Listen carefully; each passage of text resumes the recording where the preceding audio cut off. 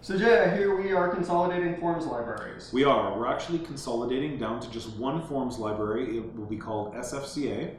It's going to have almost everything in it that you're used to using now. There are a very few forms that will not make the transition, but almost everything you need is going to be in SFCA. And that's going to be available to all members and other practitioners in California. All right, so the new library is SFCA. Correct. Where is the new library?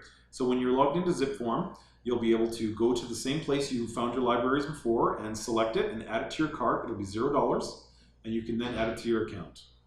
So often over the last couple of years, we've gotten plenty of calls and questions. Is that form in this library or that library or this platform or that form? So October 1st forward, what's always going to be the answer? The answer is always going to be, if you don't find it in the CAR library, it will be in the SFCA library. Case closed.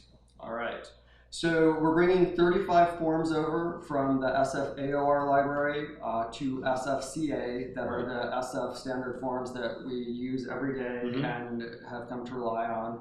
If there's one big change, it's that the San Francisco listing agreement is going away as a part of this, and we will go back to what we used to do, which was using the California Association of Realtors listing agreement. That's right, and I think they've made some improvements to that agreement recently, so it should be up to spec now. Is our purchase contract going anywhere? Our purchase contract will stay. So in the SFCA library, you'll still find the SF purchase contract, purchase agreement. All right, so most of the forms that I've always been using are still going to be available. They're just going to be in a new library called the SFCA. All right, and the one major document that will no longer be available is our San Francisco listing agreement.